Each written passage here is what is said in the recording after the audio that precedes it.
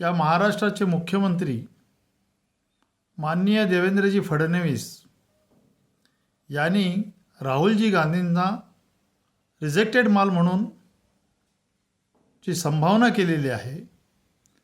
या गोष्टीचा प्रथमतः मी काँग्रेसचा कार्यकर्ता आणि एक भारतीय जबाबदार नागरिक म्हणून आम्ही याचा निषेध करतो। देवेंद्र फडणवीसांनी एवढं तरी भान ठेवावं की आपण कोणाला रिजेक्टेड माल म्हणतो आहोत, खराब माल म्हणतो आहोत। देवेंद्र फडणवीस, रिजेक्टेड माल हा वापरण्यात येत नाही, तो टाकून द्यावा लागतो।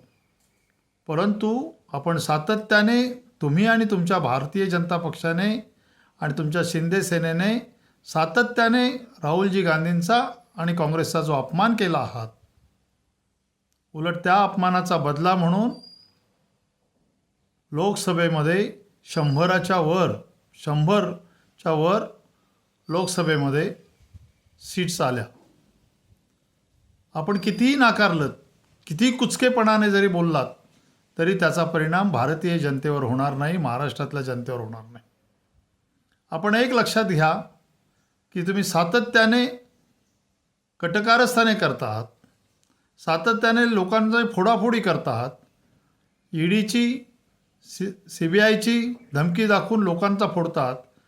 आपणच खरे रिजेक्टेड आहात असं आपण जरा थोडंसं आत्मचिंतन करा। आम्ही म्हणत नाही आहोत आपणाला आपण रिजेक्टेड आहात म्हणून, कारण आपण चुकीच्या पद्धतीनं का सेना आपण कार्यरत आहात। लोकांना दहशतवादी ठेवून सुद्धा आपण कार्यरत आहात।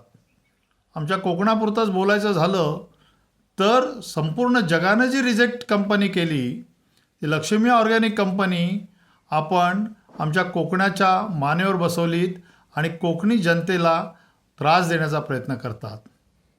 जो या देशामध्ये कायदाच नाही, पिपास बनवण्याचा कायदाच नाही, ती कंपनी इथं राजरोसपणे पिपास बनवते आहे। आपण जो हा कारखाना इथे आणलेला आहे, ही फॅक्टरी इथं आणलेली आहे, ही केमिकल फॅक्टरी इथं आणलेली आहे, त्याचा आपण कधीही विचार करा। गेले 122-23 दिवस तिथे धरणं आंदोलन चालू आहे, सातत्याने चालू आहे। पण आपण या राज्याचे मुख्यमंत्री असून सुद्धा आपल्याला असं एकदाही वाटलं नाही की आपण या प्रश्नामध्ये लक्ष घालावं, इथल्या पालकमंत्र्यांनी लक्ष घालावं, इथल्या जिल्हाधिकाऱ्यांनी लक्ष घालावं, असं आपल्याला वाटलं नाही। मग आता आपणच विचार करा की रिजेक्टेड कोण?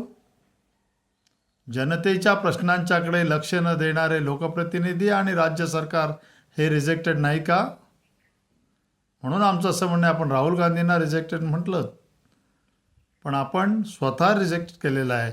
ही संधी मिळाली आणि तुम्हाला मी आता एक जाहीरपणे असं सांगतो की जर तुम्ही बॅलेट पेपरवर मतदान केलं तर ही महाराष्ट्रातली जनता तुम्हाला निश्चितपणे रिजेक्ट करेल आणि कचऱ्याच्या डब्यात टाकेल, एवढं लक्षात ठेवा। कारण आता तुमची योग्यता तीच आहे असं आमचं प्रामाणिकपणे मत आहे। जय हिंद, जय महाराष्ट्र।